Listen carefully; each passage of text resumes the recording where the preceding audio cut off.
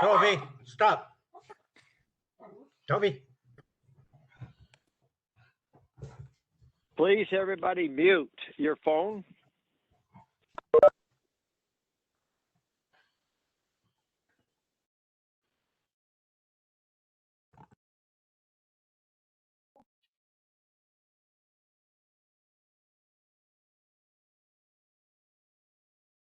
Thank you.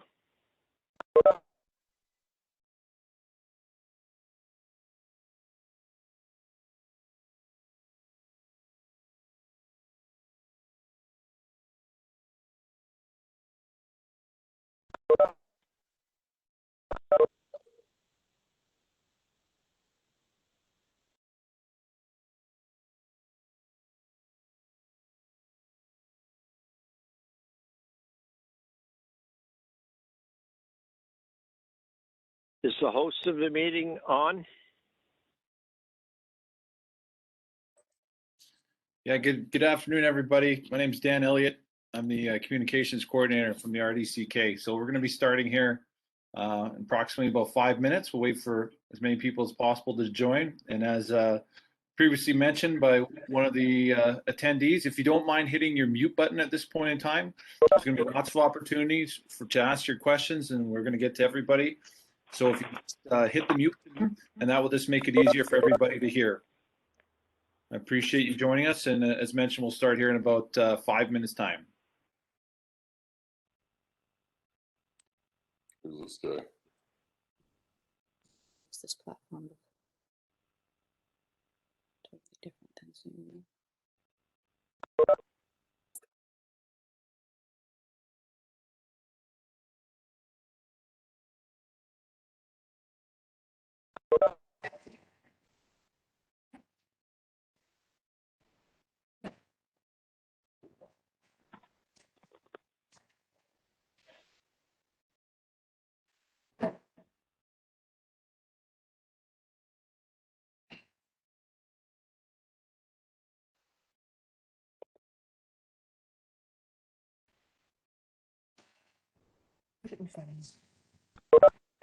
These other people. Yeah, I don't need to join. This is us here. So we're here. Oh, there's There's these guys. Ed and Sharon, and Carol.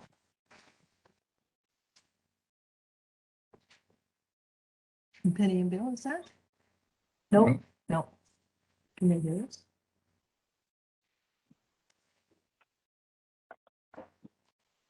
We can hear you, but please mute. We can hear you. Hello. Say hello. We're just asking everybody to mute their computers or their phones. Just makes it easier for the audio to be able to hear. That way we don't have any background feedback. So we really appreciate it if you could do that. Thank you.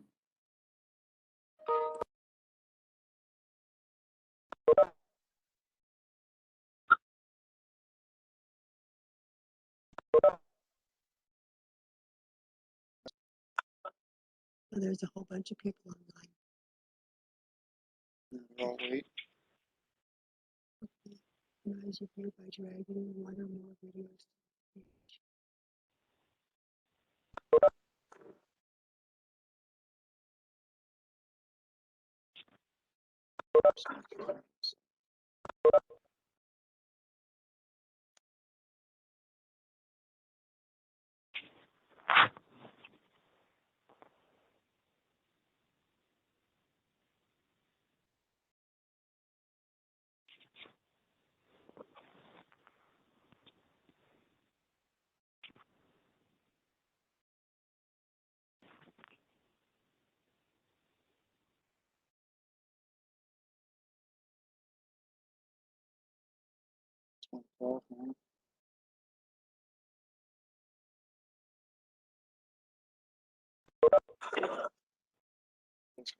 Click on me. Whatever you read, stop doing what you're supposed to do.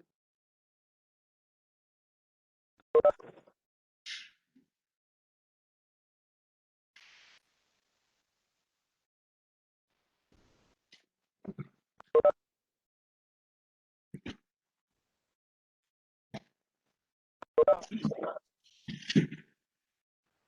do I get me?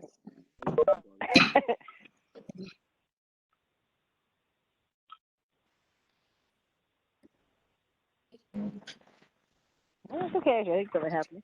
They just put the passwords in.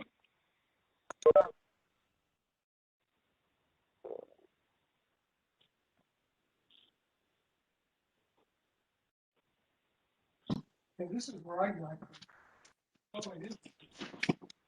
Okay, I've got it here, but I'll have to, I guess I'll, well, maybe this one's got a camera if you want to join in. Well, I don't necessarily. want to- Okay, I can, Yeah. I guess Okay. we'll see everybody. see if You want to grab a chair, boss? Okay, good afternoon, everybody. My name is Elliot. I'm the RDCK Communications Coordinator. So one of the things I'm going to ask of you all is to mute your phones or your computer at this point in time. And as mentioned briefly, but for people just joining, we're going to have lots of time for you to ask questions, and we'll get to that in a moment. So I'm just going to give you a rundown of how everything is going to go and kind of give you a few of the guidelines. And the first guideline, of course, was please mute your phones or computers. We're also asking everybody to please be as respectful as possible, as we intend to get to everybody's questions and answer all the questions that you have. Now, the groups that are with us today that are joining myself from the RDCK, we have Chris Johnson, our Emergency Operations Center Director from the RDCK as well. We have given a little wave there if you can see him. Everybody's got a lot of screens. We have our agriculture liaison with the RDCK UFC, that's Bill Hillary. He's with us. We have Garrett Fishlock, our RDCK wildfire mitigation team, as well as Uli Wolf from RDCK Water is joining us. And from BC Wildfire Services, we have Sean Phelps. Hi, Sean, as well as we have Clementine and Caroline, the information officer for BC Wildfire Services as well. So the way this is going to work this afternoon is we're going to start in a moment here. We're going to start with BC Wildfire Services. That'll be Sean Phelps. Sean will be able to give you an update with regards to the Michaud Creek wildfire and how it's affecting, obviously, all of you and the residents throughout Edgewood, Needles, and the other areas that have been evacuated. After Sean has concluded with his talk, we will then take questions. Now, with regards to questions, I'm sure everybody has a lot. Now, if you're online, the best thing to do in terms of getting your questions is to go into the chat area and type in your questions, and then I will be able to see everybody's questions, and then I can go through and ask those questions directly to Sean. Now, if you're on the phone, we will try our best to, if you don't mind, if you have a question and if there is a bit of a break here, you'll be able to state your name and then ask your question as well. As mentioned, you know, we understand a lot of anxiety over the situation like this, so we want to be able to get to everybody's questions and hopefully answer everything that we can for you this afternoon. So we will start with Sean Phelps from the BC Wildfire Services, and he will give us a rundown on the status of the wildfire. Hey, Liz, come hear this. Okay, and again, just one last reminder for everybody to please mute your phones if you can't. I do have the ability to mute everybody, so I might just have to do that. But we'll start with Sean at this point in time. Sean, over to you. Deleted. You're mute. Okay, thank you very much, Dan, and for everyone in your attendance and interest in this call. Big event. Ask questions about what's going on. So I'll just start by speaking to just some of the facts and particulars about the fire currently. The fire has limited growth since the high winds of Tuesday evening that gave the fire exponential growth. So we're happy to say that we're still holding the fire in Johnson Creek to the south, and we made good efforts yesterday to hold the fire in the creek draw there. So and observed that it has not crossed the Johnson Creek drainage at this point.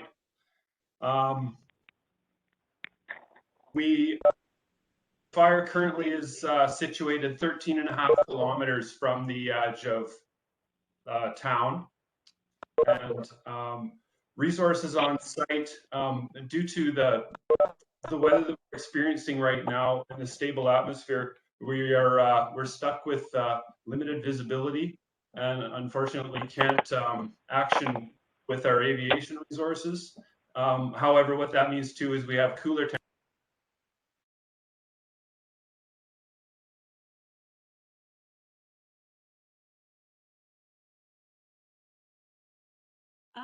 I just want to jump in and just let everyone know, and especially you, Sean, that you've been muted, so we can't hear your audio.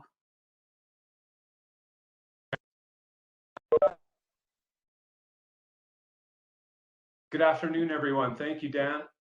I will just start by thanking everyone for your attendance, and I'll just start by pointing out a few facts where we're at right now with the fire. Currently, the size, we've had minimal growth since Tuesday. We're still sitting at 4,600 hectares. The fire is 13.5 kilometers from Edgewood at this time, the south edge of town. At this moment, with this stable atmosphere, stable weather, we're unable to get into the fire due to the fact that there's limited visibility. But what this also means is that we're experiencing cooler temperatures and less wind, so that there's minimal growth, and the fire has yet to cross Johnson Creek, which also happened to report. So we did a lot of bucketing on that specific creek draw there to keep it from crossing the other side, and we were successful yesterday. So the limited visibility today is hindering aviation support and suppression there. However, we aren't experiencing the winds or the hotter temps due to the smoke. So we have currently 14 pieces of heavy equipment reinforcing guard along the Worthington and to the 2K, as well as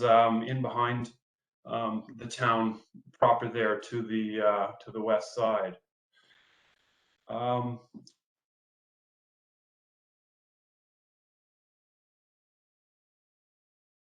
I would like to also mention, as I'm sure many of you have heard, we've got support from an Alberta Incident Command team who is here has just arrived in the cusp, and will be able to introduce here momentarily. But with them will come additional resources as well to support actioning these fires at a greater magnitude.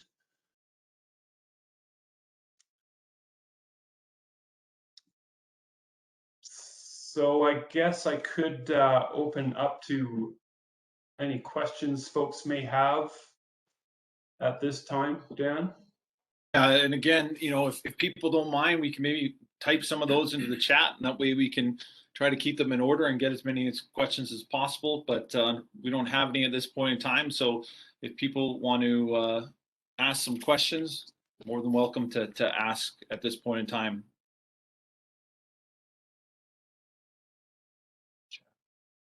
Well, I have one question here, Sean, in the chat. Is there any concern about the number of people who have not evacuated and are still in town? Well, it is. It just does pose a risk to first responders, the folks that are there trying to establish sprinkler protection systems and whatnot. Knowing that a lot of people are close to home there and want to protect themselves, I just want to reassure that there are people looking out for your homes, and I personally attended and had a good look around town there, and there's been extensive work done with the sprinkler protection specialist and his staff to ensure everyone's safe with their homes, and those that have chose to stay, is by their choice. And is it hindering operations? I have not heard of that as of yet, Dan, to answer the question squarely. Yeah, thanks, Sean. And when we have Chris Johnson from RDCK, our EOC director, he can talk more specifically about the evacuation order and get into that a little bit more. But if we have any more specific questions with regards to the wildfire, I have one here for you, Sean. What is the current wind direction in Edgewood and in Fauquier? Current wind condition, because of the stable atmosphere and the high ridge system that is developing, we are experiencing southwest winds and of variable to light wind speeds. For Sean, another question for people who have remained at home. Are the fires on the Monashee a concern for leaving in that direction?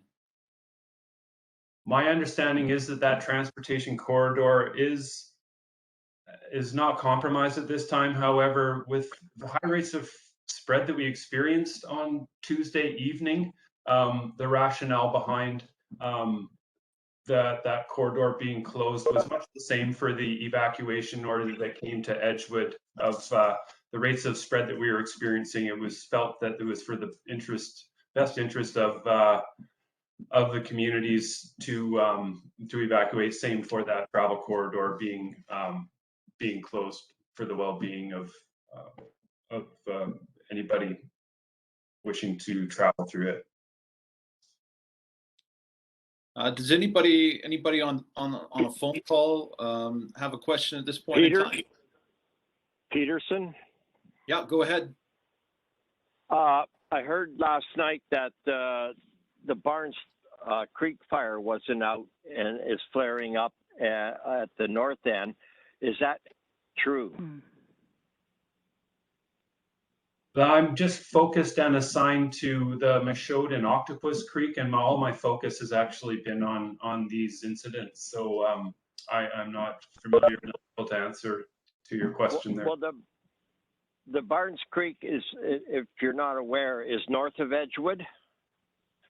So that if it's still burning, it would be good to know that, because if we have a north wind that goes towards Edgewood, and if we have a south wind, of course, that fire we're discussing goes towards Edgewood. So it would be nice to know if the Barnes Creek fire is out or not. It's not that far from Edgewood. Is this in the Watchan area, sir? Yes. Bill, are you on? We can circle back to that. We can get some resources looking into that question for you, and we can get back to that, and hopefully we can answer that question here in the next little bit. Thank you. Hello, is anybody here? My name is Carol. Yeah, go ahead, Carol, with your question. Okay, thank you.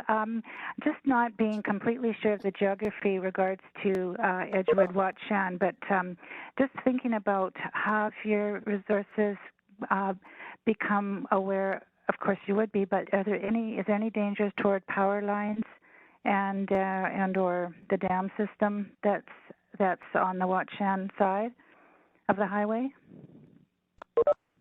Any impacts to the dam have not crossed my radar. However, impacts to the power line, we knew that right away when this fire started July 10th, that we had critical infrastructure and values adjacent out of Octopus Creek there proper.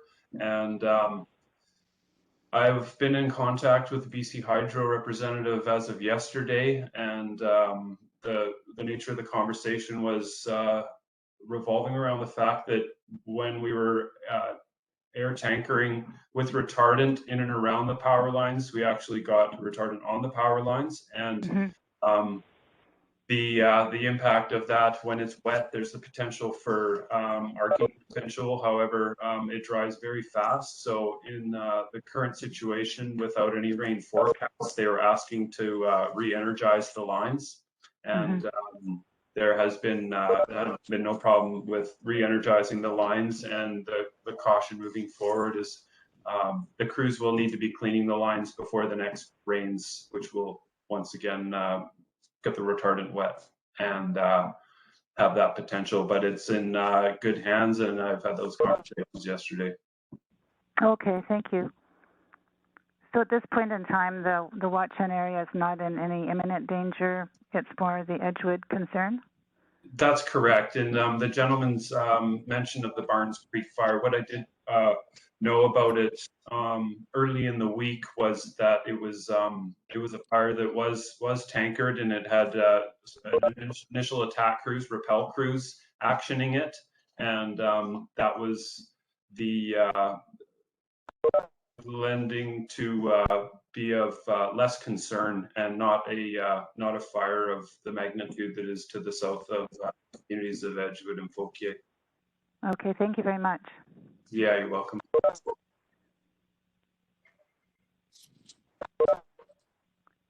Do we have another question at all from the phones?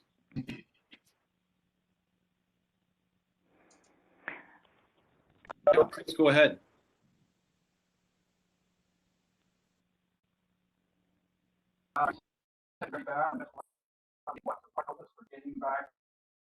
Well, unfortunately, you're just cutting out. We can't hear you clearly, unfortunately.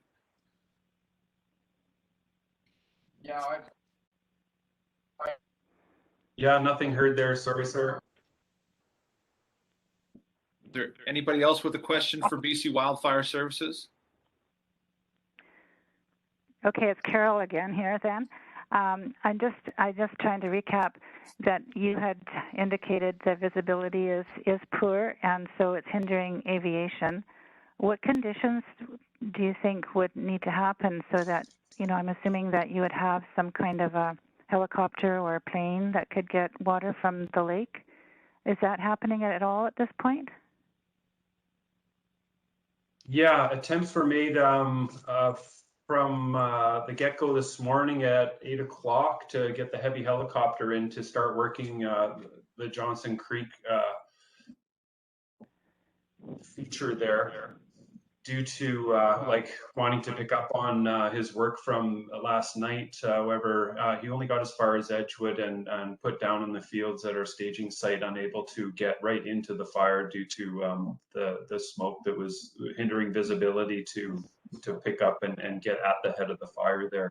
So we were able to get in on the Octopus side and only worked for about 15 minutes this morning, and the pilot had to come back due to worsening conditions. So the helicopters, the heavy bucketers are stationed at their staging sites, and the intermediate helicopters are recceing continuously for any opportunities for guiding the heavy helicopters in to start bucketing. So we are poised and ready at the earliest moment we can. Well, thank you very much. That's very good. Yeah. Sean, I have another question here in chat, and I know it's a location that's on the Octopus Creek side, but has there been any confirmed loss of property on Apple Grove Road? Not speaking specifically to the road, we did have a representative from the fire department yesterday fly up with the incident commander and identify the actual places with local knowledge of the fire department to be able to identify the properties. I won't speak specifically to that geographic mentioned, but there were 3 structures identified as lost. I believe in Tate Creek area. I believe it was south of Tate Creek. Thanks, Dan. Sorry, just to jump in from the RDCK perspective, we're currently working with BC Wildfire Service. Can you turn this down? Okay. Working with BC Wildfire Service to identify those properties, and we'll be in touch with the owners. Thanks, Chris.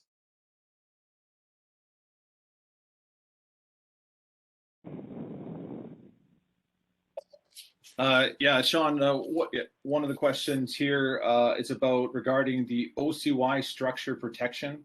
Chad, I don't know if that makes sense to you. That seems to be more, yeah. Structure protection. Maybe you could just speak about structural protection that's being done. is there someone else that's going to field that? I can speak to it somewhat, but I'm glad to. So within Edgewood there, we have a sprinkler protection specialist that's on site there with his staff. And as again, I just speaking to what I observed there, they have elaborate systems set up on the houses identified as high risk, and there was a lot of great work going on there throughout the community.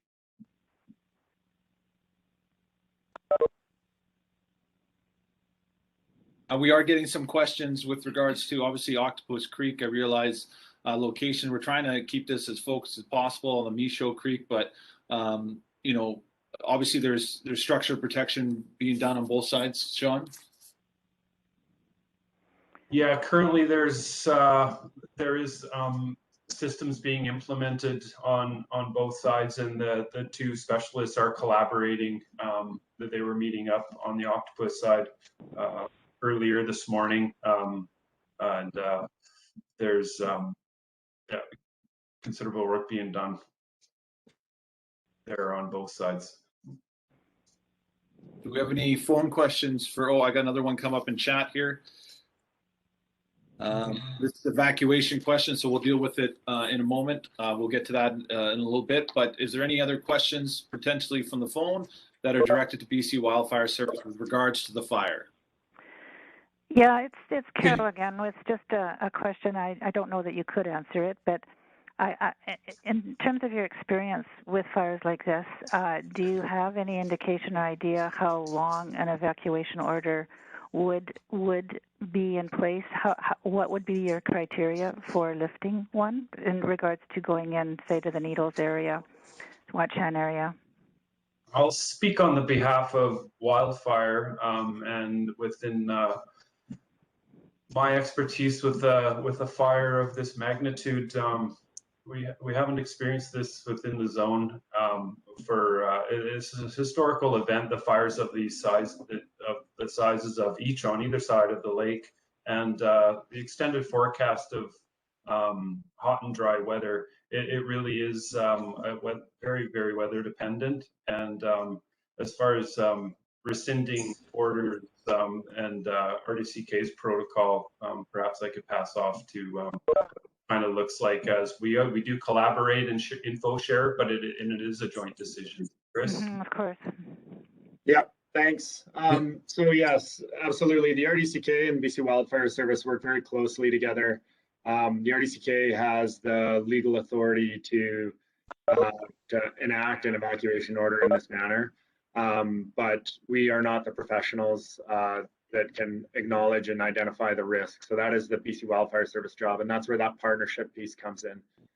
As Sean mentioned, we're in very historic weather pattern here. We've seen historic fire activity on the fires from what we understand from BC Wildfire Service, and the general size of the fires. So what I can tell you is that typically when we have an evacuation order in place, obviously we rely on BC Wildfire Service to let us know when the area is safe. They feel they have a good enough handle on that fire, that they're comfortable with letting folks back in the area. Now, again, with the historical weather pattern that we're seeing, we understand at the RDCK from BC Wildfire Service, there's significant complications with trying to get a fire contained or under some kind of control when weather doesn't help that effort. Now, one thing that Sean, is mentioned, there is an incident management team coming in. With that will be additional resources, and that is one way that they're able to help control the fire, get the good work done that they do, and get us to the point where we're getting closer to being able to lift that evacuation order. So we had this question yesterday for the Folkier Fire, Octopus Creek. And, I never want anybody to leave with unrealistic expectations. So all I can say is the weather forecast currently, the 14-day window, and in fact, for the last 4 weeks now, has been above 30 degrees with no relief in sight in terms of rain. That is something that we continue to see in the current forecast window. This is a very large fire. BC Wildfire Service will be, it'll be monumental efforts to get control of it. So for realistic expectations around the evacuation order, just like to say that at the end of the day, it comes down to when the area is deemed not at risk anymore, and we will rescind that. Trust me, we want to get you back in as soon as possible, but we want it to be safe. So we'll be working with BC Wildfire Service to understand that. It's not going to be in the next few days. You're looking at, at least a week at the bare minimum, and beyond that potentially. Of course, we all know weather in our region can come around and surprise us. And if we get some good long duration rains, that could significantly support. And I just see one other question that just popped up, and it's quite related, so maybe I'll just take it. Has there been security set up to monitor the properties? So yes, there is security at checkpoints around the evacuated areas. The RCMP are very involved in that process. This is an opportunity for me to as well pass on a message for any of those that might have stuck behind and are on this call. The expectation, if somebody stays behind, that is considered that they have denied or the denial to evacuate. So they're there against our recommendations. They've taken that risk into their own hands. But what's important to note for people that have stayed behind, and I understand this is a large agricultural area, so there's many reasons to stay behind and tend to your businesses or your livelihoods or what have you. But this does not mean that you can run around town and have free reign of town. The expectation is if you've stuck behind, that you're staying to your property. So that's that other piece of the security. So yes, there's checkpoints on the outsides of town supported by the RCMP. And then within town as well, the expectation of those people that have stayed behind is that they're staying to their own properties, and it's not appropriate to be going around town. I have a question. Hello. Rob Murray. Go ahead, Rob. Yeah, wondering for those who have evacuated, which I won, there's going to be an opportunity, as I have heard some have taken, to come back in and out for a quick check. I have a specific reason, and I'm somewhat concerned. Thanks for the question. That's one for the RDCK. So again, it's the RDCK's that has the authority to put the evacuation order in place, and therefore the security checkpoints fall under us. Many people have tried to go into town. Our checkpoints are functioning. Many have been turned back. We hear a lot of complaints about that, which quite frankly are good complaints in my mind, because it means that our security checkpoints are doing their job and keeping the area secure. However, we do understand that there are extenuating circumstances where somebody might need to go in and check on livestock, something like that, in which case we are open to entertaining those. But I'll be very clear right now that is by no means something that we want. It should be the exception, is the clearest way to put this. So we do have a process. It should be published very shortly here, if not. So keep monitoring the RDCK website. There will be a process whereby you will be able to apply to see if you can get temporary access permits to go into town. So again, this would be done under extenuating circumstances.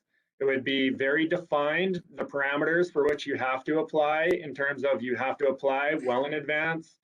There will be a time frame where you'll be let in. It'll be completely contingent upon the BC Wildfire Services recommendation based on wildfire activity at that time.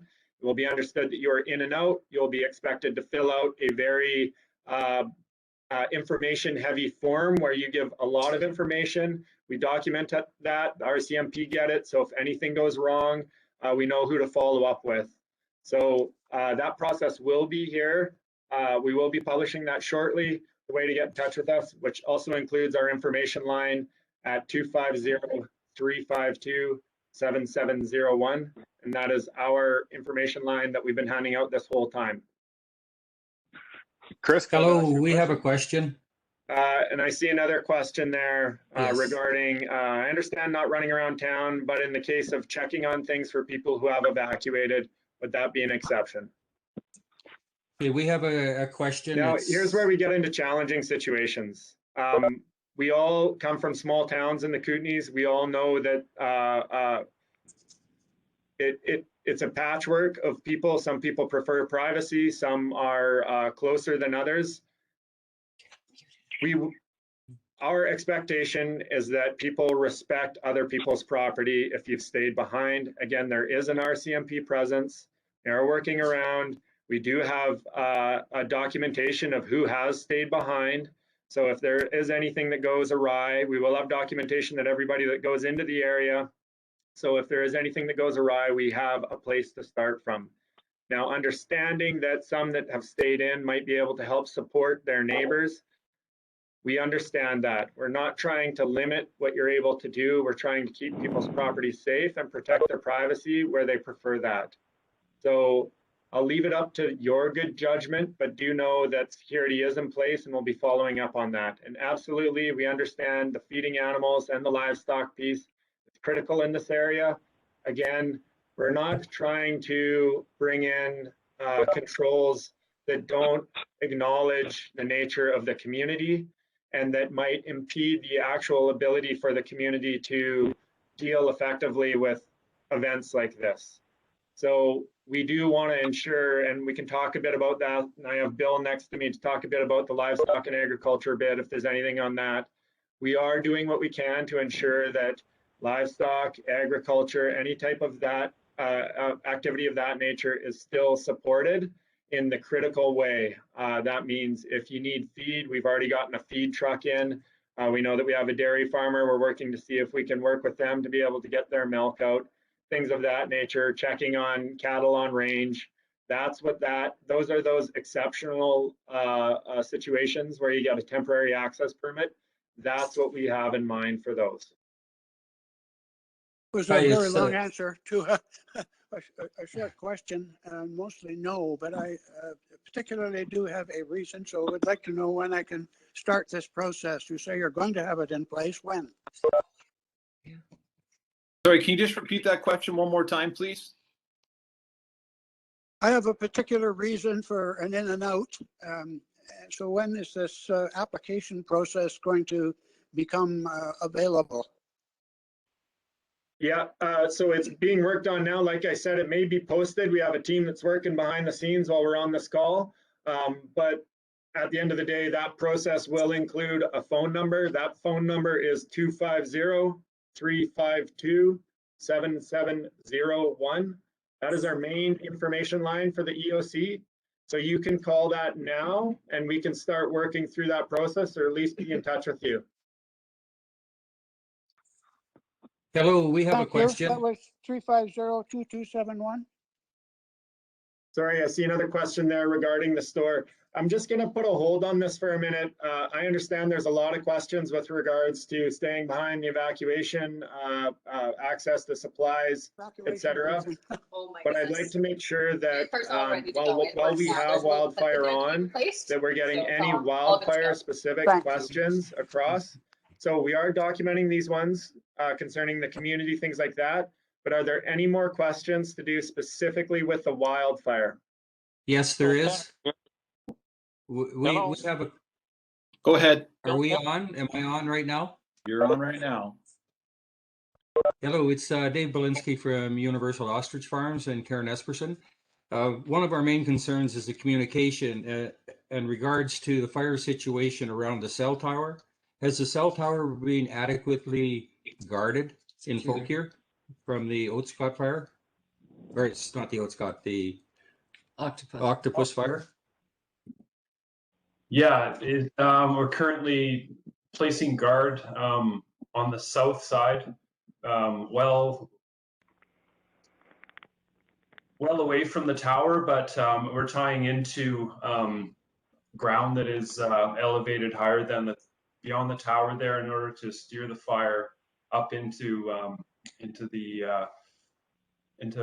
higher terrain there. So there is guard in place with the idea of backburning when the fire backs down close enough to the guard, and then that is in an effort to steer it well clear of tower, which is identified as a high value asset and critical infrastructure. One other question along those lines. We're not exactly sure, but is the Bench Creek Tower a slave, or if the Fauquier Tower goes down, does the Bench Creek Tower go down? Barnes Creek. No, Bench Creek. Oh, sorry. Tower.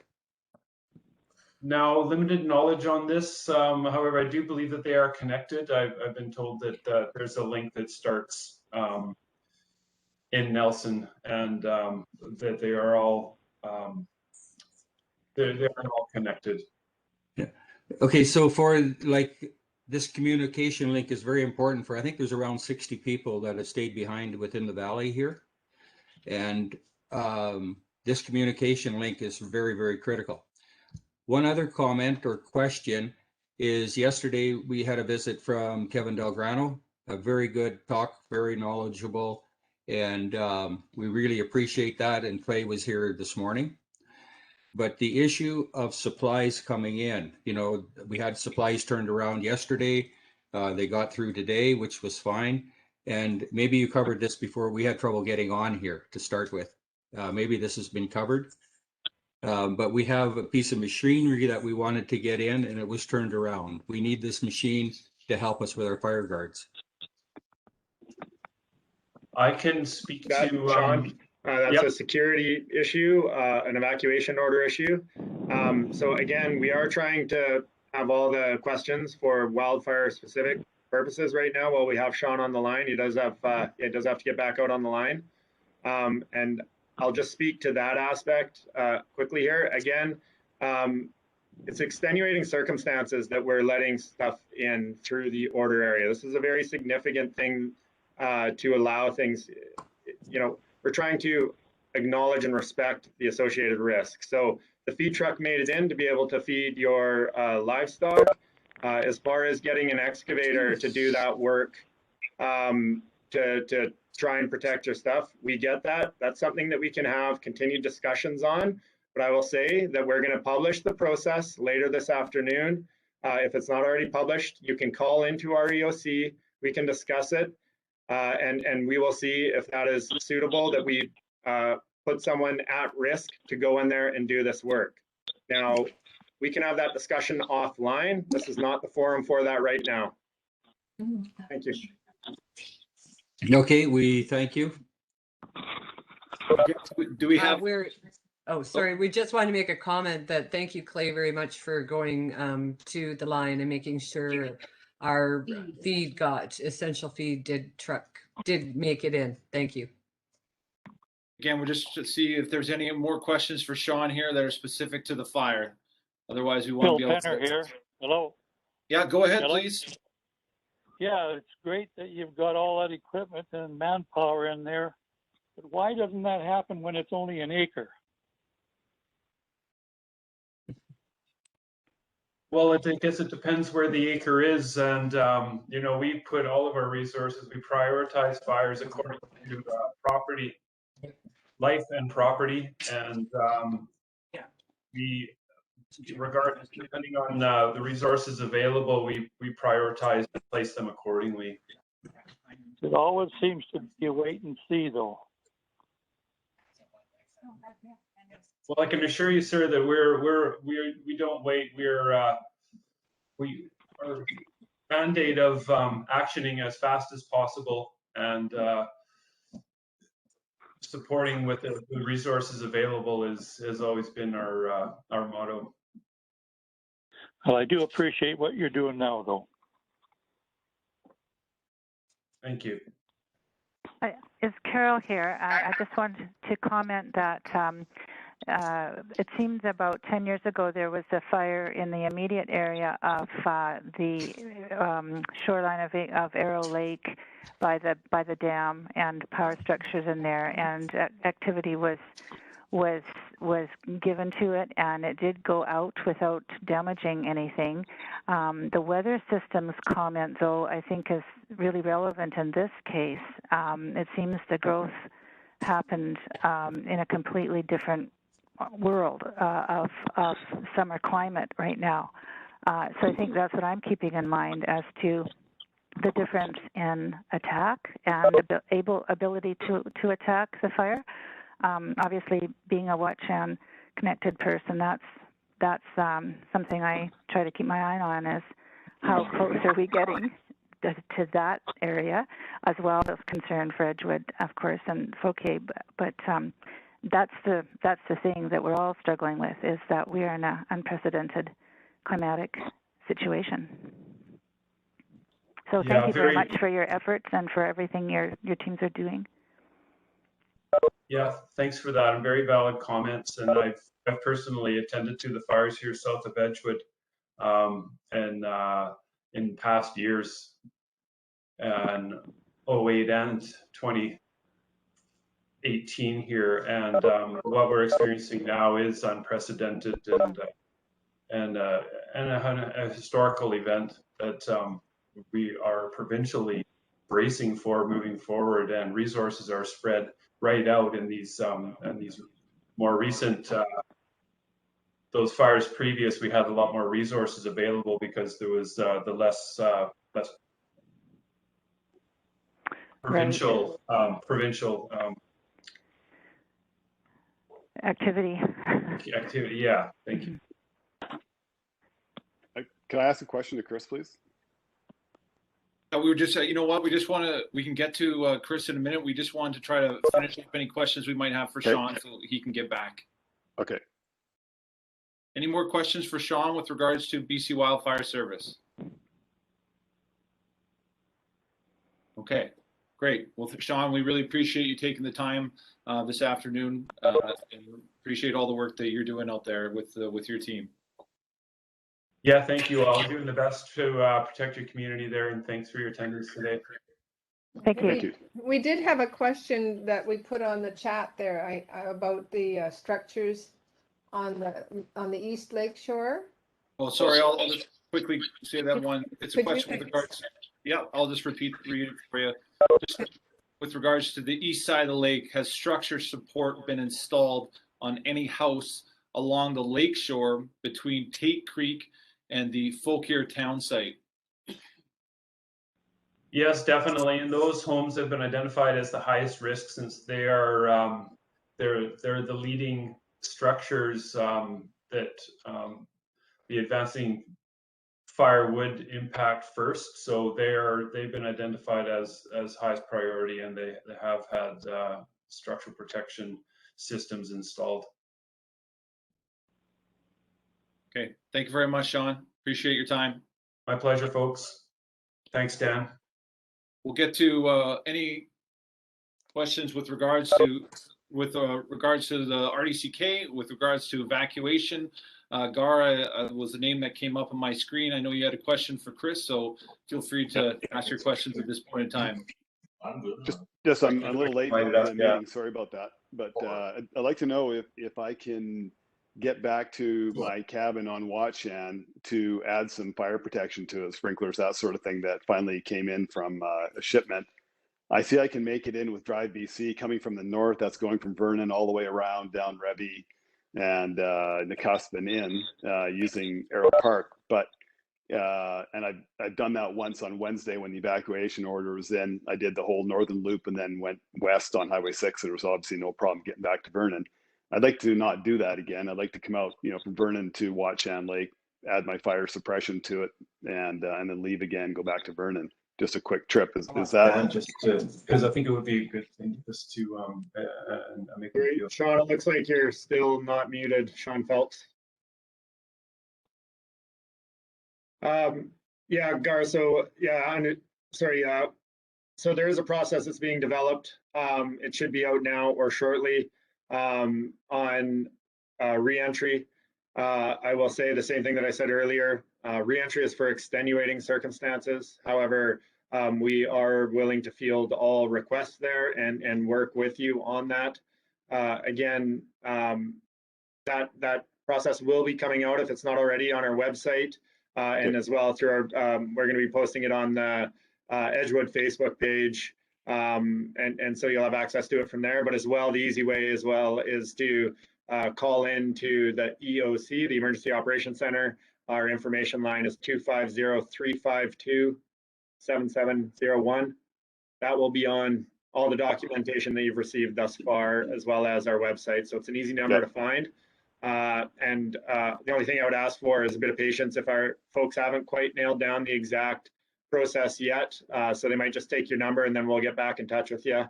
Again, what we're trying to provide there is something that is clear and consistent for a process for you guys as far as timing, et cetera, et cetera.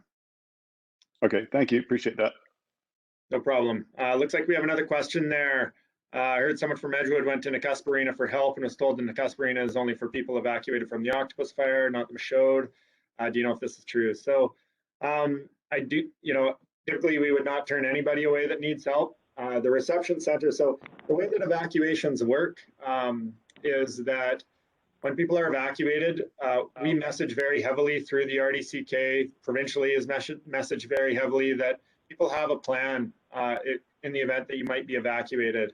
And when you're put on alert, we message it again. It's in all the documents that we have. Please have a plan. Please know where you're going to stay. Please know what you're going to take. Please know now's, during an alert is when you would bring heavy equipment in to work on your farm or move animals out if that were the need be. So we try to message that very heavily. So part of the reason around this is in the past, when we evacuated a large community, we would simply set up group lodging. So that would be like the Nicuspirina arena if you were from Fauquier, or somewhere in Vernon might set up an arena for residents of Edgewood because Fauquier was on evacuation order and it was too dangerous to use the ferry. And there would be a whole bunch of cots set up, and you would get a cot next to your neighbor, a couple meters away, maybe at best. And that would be your lodging for the time that we would provide for you. Now, since COVID, that all has changed. COVID still is a real issue here in BC. And as a result, the province is not allowing for any group lodging now. As you all can appreciate, tourism is a big part of our sector, and many of our adjacent towns are full with tourists right now. So when there's no group lodging, cots in an arena, the other option is hotels. So when we evacuated Edgewood, a couple of factors went into that of where we asked people to go if they required lodging, because it was Kelowna, and I absolutely appreciate how long of a trip that is and how far away from your community that is. But there were no other options that we had. At that time, the fire by Fauquier was experiencing extraordinary fire behavior. There was no way that we could safely pass people through across the ferry, across the Needles Ferry. The road up the Watchan is anything but nice and in good repair. So that's a pretty bumpy rattle up there.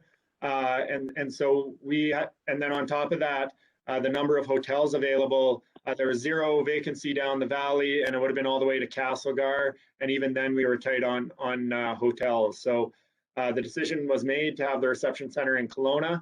If somebody made it to the Nicusp, drove all the way around and came to Nicusp to the reception center, then they would have, should have received the support from ESS.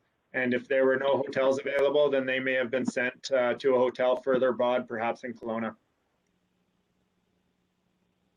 I see a number of questions around the supply issue. There was one around supplying the store, supplies that people are able to bring in for the folks that stayed behind. So understanding that many people stayed behind because of agricultural interests, that type of thing. One of the expectations when we get that you want to stay behind, we get that it's challenging to move a number of animals and potentially costly, and it's difficult to find a place to board them or a place to take them. But one of the expectations when you stay behind is that you are self-sufficient. The reason why we evacuate people is because there's significant risk there. It's been deemed that there's high enough risk that we're moving a community out of their homes, which we do not like to do. So the idea now that people stayed behind and now other people have to be put at risk to bring supplies in is a challenge. So we're working with the store to be able to get supplies in. Clay might be able to give me a nod to see if the supply truck made it in today. Sounds like the supply truck made it into the store, that I believe a fuel truck and a supply truck. Fuel truck hasn't made it yet. That's on. Sorry, go Sunday or ahead, Monday. Clay. The fuel truck will be in on Sunday or Monday. Okay, I believe the truck will be in Sunday or Monday. So we have identified that the store will be available for some supplies to be able to get. Beyond that, again, there will be, there's the process that will be coming out, but as an option, if you did want to meet someone at the checkpoint, that would be something that you could arrange with someone. Now, again, we're not really big fans of people driving around the community. That causes security concerns, I think, for everybody in the community. So we would hope that that is, again, an exceptional circumstance when that occurs. Could we say something on this?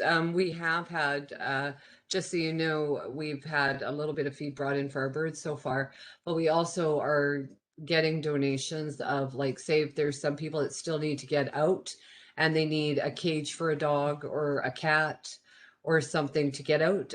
They've also donated bringing some cages in and have dropped them off at the farm here. So we do have some resources. They did bring a minimal amount of dog food, cat food. So if you need some dog food, cat food to leave with your pet or something, or you're in dire straits and the store was to run out, we're very trying to work as we bring in food. If any other donations come in, we also, so people can always check with us. And we do have, if for some people that want to get out, we do have 2 pens. We have a few people that have already said they'll take up a bit of the space on the farm. We've moved our birds around because obviously with 500 ostrich, we are not leaving and cannot leave. But so if we can help with small amounts of animals, we absolutely will take them in and accommodate them here if some people that are here that would like to leave. Will do. Thank you. On that note, we appreciate that you guys are doing what you can there. The support does exist through the EOC here. That's where we have Bill, our agriculture person. Please do use that 352-7701 number. You can contact him and he can help you with especially your large animals, but even if it's small animals that you're trying to get out, we can work through that whole process. There's many agencies throughout the province that can help support this. Thank you, Bill. And just for a moment here, I think Sean actually just joined us once again because he'd like to take the opportunity to introduce the new incident commander from the new IMT team that has come into town. Sean? Oh, you're just on mute, Sean. Here, let me, oh, sorry. Oh. You're just gonna have to unmute again, Sean, sorry. Can everyone hear me now? Perfect, thank you. Okay, I just would like to take the time. I'm in the company of the incident command team who has just arrived from Alberta that will be taking over the incident. And moving forward, they will be bedding the BCWS staff within their command structure. And yeah, moving forward with this greater team will come greater resources as well. So yeah, allow me to introduce, I have the incident commander here, Brian Lopashinsky, and also Tom Petro, the operations section chief. Brian?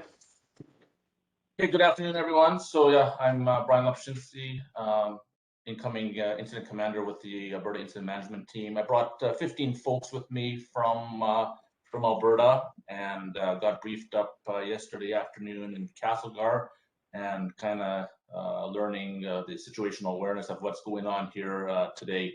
We are looking after the Arrow Lakes complex, and that includes the Michaud Creek fire, Octopus fire, and of course we're also embedding Granada Creek into this as well. So we're getting briefed up today here, learning what's all going on. My operations staff has been out and about there getting their situational awareness up to par. They're talking to some line staff that have been already deployed on Octopus and Michaud, and just getting a better handle. And we'll be placing some further resource requests on needs and requirements that we need for this, as well as I got a planning section there with full mapping folks and stuff. So we're going to be keeping up to date there on fire mapping and fire sizes and all that. Plus, I see Carolyn, my information officer, is on that. She'll be ensuring the information is up to date and shared with you folks. So happy to be here to help you folks out, and hopefully we see a change of weather sooner rather than later to give us some assistance in the situation. Thanks. Thank you very much there, Brian, and then I'll just hand off back to you there, Dan. Well, just while you're there, Sean, Brian, there was one quick question here that got added, just with regards to a resource question. Somebody was asking, they were watching the Trozo Creek fire in the Slocan. It appears that many more resources have been allocated to the Slocan compared to here. How are these decisions made is the question. Decisions being made with the zone, the Aero Zone, collaborating with operations at the fire center, make these decisions. And with the fire in Trozo at the height of land, that's going down into the headwaters and the basins of not only the Nelson community and the Slocan Valley, Winlaw, Slocan City area there. I think the densities, the population densities, and the high traffic corridor there would potentially be some of the rationale behind resourcing with the Trozo Creek fire and in relation to the two fires here. With the team having arrived, the Trozo Creek fire is still being supported within local resources, whereas the fires here now have a Type 1 incident command team, a long team with special functions throughout, as Brian spoke to. So the support here now for the fires, in that they are impacting the communities as such, is it has the attention and now has the support of this expansive team. If that answers the question. Thanks, John. Appreciate that.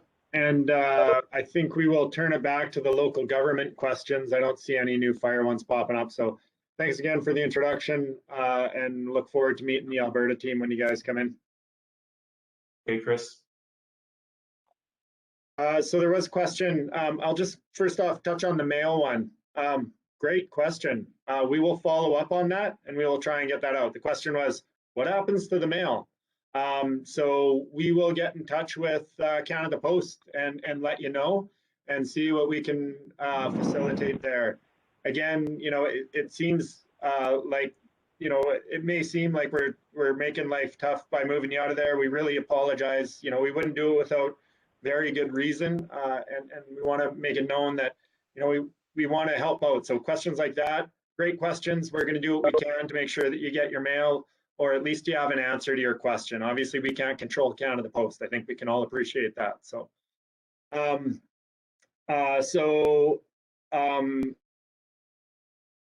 okay, a couple of questions here around the stores. So we did have somebody looking to clarify so you can meet someone at checkpoints to receive things.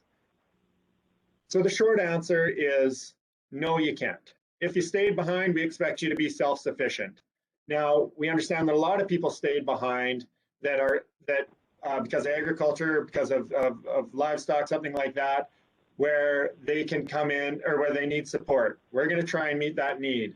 If it's somebody that stayed behind and needs a single thing that they need to access, we can talk about that. But what we don't want to get in the habit of is daily visits to the checkpoint to receive goods. The idea is you are supposed to evacuate. We understand that there's circumstances that should keep people back, and that should be in terms of livestock, things that they have to look after, not just, I don't want to leave. If it was, I don't want to leave, fine. Then you need to be self-sufficient. And here's your denial to evacuate. Anything happens to you, it's your own, you're owning your risk from here on out. So just so that one's clear, that you can call into the EOC, we'll discuss it with you, we'll see what we can organize. But if we get into a habit of where we're starting to see those people arriving all the time and that's going on, then we'll be talking to the RCMP about stopping that. Okay, another question. Please address the issue of local residents outside of the immediate town site in Edgewood not being allowed into the store for supplies and fuel. So to clarify, are these residents that are in the order area as well, I presume? Okay. Clay's nodding, which means that I presume he's spoken with these folks, and that's an issue identified. Let us take that one away and we'll work on that. Again, you know, the expectation is if you stay behind, you're self-sufficient. So, you know, kind of the same messaging is there, but we'll chat with Clay, try and understand the situation a little bit better and see what we can do. So no clear answer for you on that right now, but we'll discuss it and we'll get it out to you. Just so you know, a lot of our means of communication have been through the Edgewood Facebook page. I think that there's like 1,500 members on there, so I'm presuming most of you folks are members. But as well, we do have Clay, who's in the field, who can make some of these contacts as well. Other questions that we had. We had a couple from before.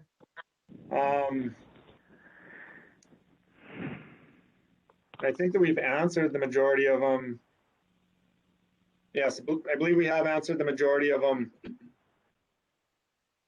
And we'll just, yeah, Dan will come on and facilitate. Yeah, obviously there's some people on the phones that potentially would have some questions for Chris Johnson. Is there anybody out there that has a question? One thing, Karen from Universal, I'd like to say thanks to a shout out to Bill Hillary also for making sure that he was instrumental in making sure feed was coming to the farm.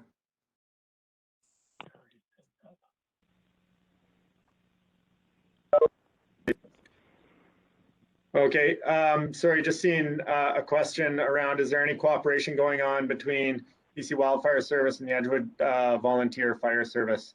To be honest, that is a question best answered by BC Wildfire Service. Sean, I'm not sure if you're still available or one of the comms folks or info folks from BC Wildfire Service.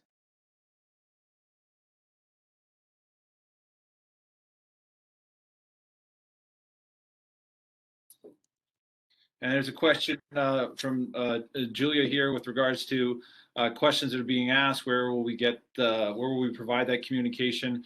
Yeah, Julia, we will provide that communication on the Facebook page.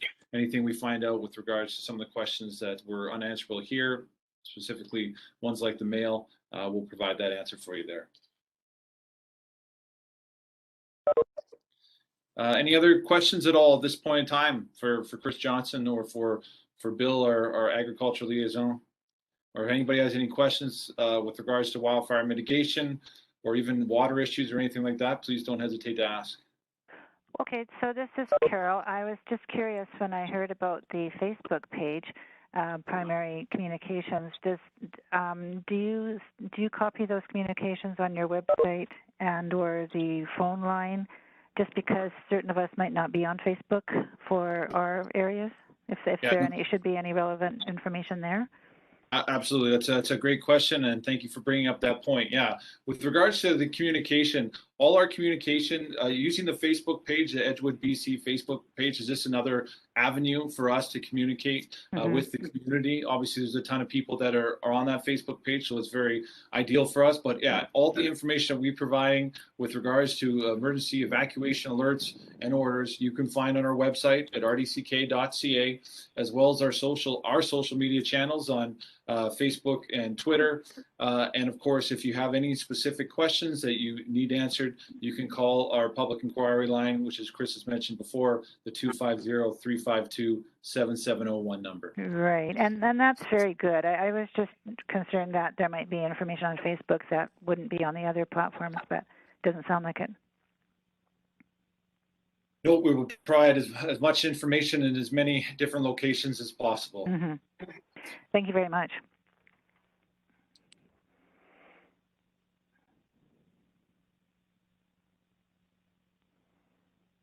Yeah, and then I just see a question in the chat. What should the people of Fauquier side do for information? We're doing the same thing. We are in the Fauquier Facebook group, as well as providing information through our social media channels, and again through our own website. And I see another question here with regards to daily updates on the fires. Again, when it comes to the fire, that information is coming from the BC Wildfire Services, and so any new information that they provide, we will pair it out as well. But the best way to keep up to date on the BC Wildfire news is to follow their BC Wildfire website and go to their wildfires of notes.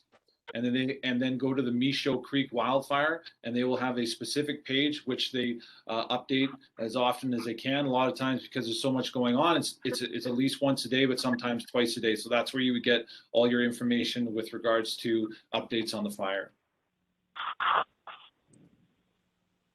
That's been very good. I've been using that.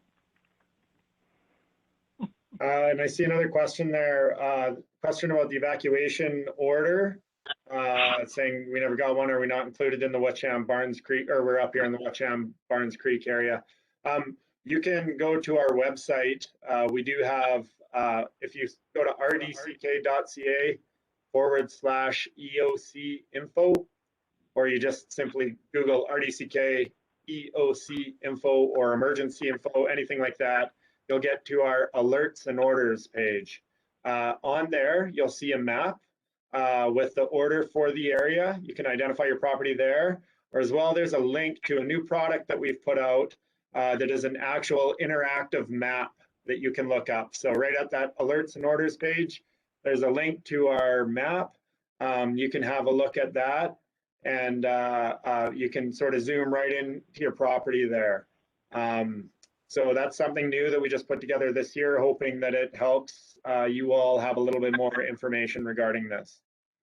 Just so everyone knows, as a rule, when we evacuate a community, we go door to door and we knock on doors to ensure that we've contacted people, or at least we've confirmed that nobody's there before we shut it down. So we don't just say that the community is evacuated and set up checkpoints. Now, what's always a challenge in the Kootenays, throughout the entire RDCK, is there's many places where many people live certain areas because they appreciate the privacy, and there's a whole bunch of stuff that goes along with that. As a result, we don't always have the best records of where people are. As an example, we've put evacuation orders on places where we have 4 registered address points, and we found over 40 homes. So that is something that we deal with. So if you did not receive a door knock or not available and you just heard, it's when somebody knocks on your door and tells you, I'm sorry, due to the risk of the wildfire, this is an evacuation, you have to please leave. That's when they hand you that piece of paper. That document is also available on our website on that alerts and orders page. And that's why we post it there, is that so everybody has access to it.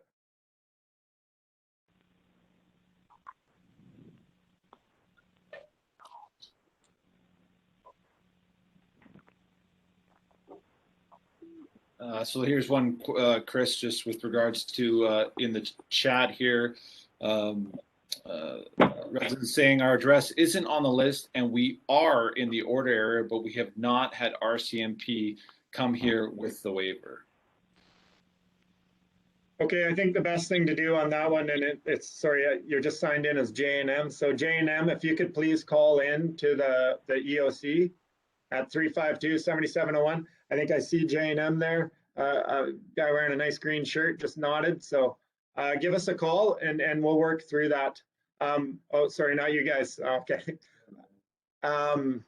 Nevertheless, give us a call and we can work through that. And we will, I do know that that whole sort of southern portion of the Watchan is in the order area, and that is intentional.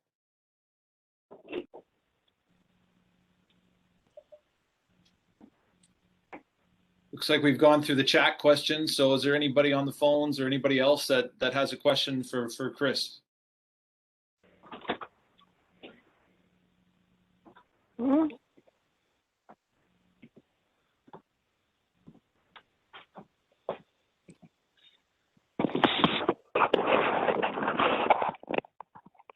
Okay, well, it doesn't look like there's any more questions from anybody. But again, Chris has given some great information as well as Sean, so we appreciate BC Wildfire Service for joining us.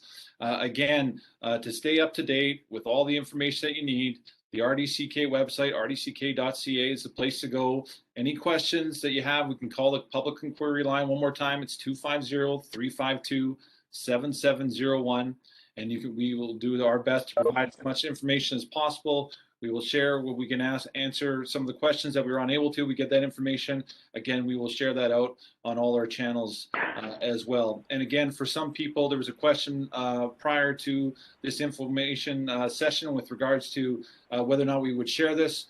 We are recording this session, so our intention is to share it with those who were unable to make it this afternoon. One quick question, please. Your information line, the number you just gave, is it 24/7 or is it weekends not? Is there a time limit there? Yeah, thank you, and great question. So our information line is resourced or staffed by RDCK employees. And one of the challenges, now I'm going to get a bit deeper into how we manage emergencies in the RDCK now.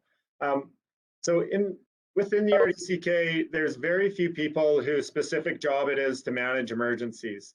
When we have a single wildfire where we're evacuating people, that's a large draw on staff and staff time. We pull people away from their day jobs to help us do it all. When we have a situation like we're currently in, where we have multiple fires, multiple communities evacuated, it's an incredible draw on resources, and people are working very, very long hours. You know, some nights, some people do not even leave the office. Currently, we have about 20 people in our emergency operations center supporting all of the response for the region. So understanding that it's really important for you folks to have access to information, we try to take a multimodal approach where we use social media, we use, you know, we send everything out to the print media, to the radio for them to report, and we have our general inquiries line. Now, in order to be able to sustain that, we need to put some defined hours on there. So what our commitment to you is that when you call that line, you will get a email to please asking you to leave and letting you know what time the next morning we'll be returning those calls. Okay, so because we're trying to manage staffing, when we know that we've got, as an example, an active evacuation that might be going into the night, we can staff that number. We'll keep it going all through the night. Now, when we're into a situation more like we're in now, where you folks have been out for a while and there's going to be regular questions, we get that.